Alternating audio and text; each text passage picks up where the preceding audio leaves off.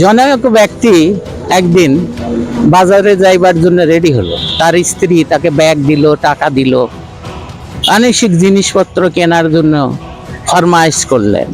কিন্তু ওই ব্যক্তি বাজারে ঠিকই গেলেন। যাওয়ার পরে উনি বাজার সমস্ত কিছু সেরে একটা জারকিন হাতে করে নিয়ে যায় তেলের দোকানে। বললেন যে, আপনার দোকানে কি সয়াবিন তেল আছে? বললেন যে, হ্যাঁ আছে, 1 পোয়া দেন।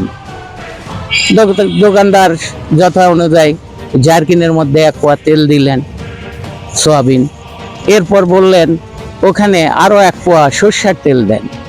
দোকানদার মনে করলেন যে সরষের সাথে সয়াবিনের মিশ্রণ হয়তো চলতে পারে। নিষেধ করার পরে ও শুনে না, দিতে বললেন, তখন দিলেন। এরপরে ওই ব্যক্তি আবার বললেন, ওহো, বাড়িতে তো একটু ঘি নিলে আলু ভর্তার সাথে খেতে ভালো লাগবে, তাই একটু মানে আর কি ঘি। বললেন, আধা ঘি দিয়ে দেন। এবং দিব কোথায়, পাত্র কোথায়? ওখানেই দিয়ে দেন। এরপরে ওই ব্যক্তি মনে করলেন যে বাড়িতে তো লণ্ঠন জ্বলে, হারকিন জ্বলে, হারকিনের জন্য তো তেল নাই, তেল নিতে হবে। সঙ্গে সঙ্গে ওখানে বললেন যে আমাকে হাফ লিটার কেরোসিন তেল দেন।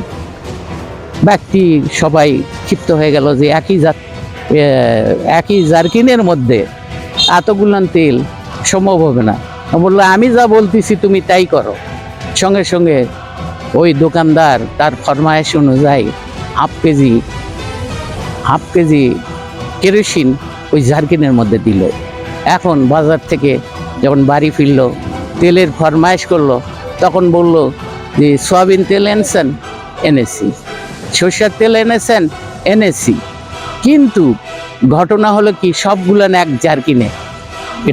এই তেল দিয়ে কি ভর্তা খাওয়া চলবে? এই তেল দিয়ে কি তরকারি খাওয়া চলবে? এই তেল দিয়ে কি কোনো কাজ চলবে? হ্যাঁ, চলবে। চলবে না কেন? একটা জায়গায়, সেটা হলো ইটের ভাটায়।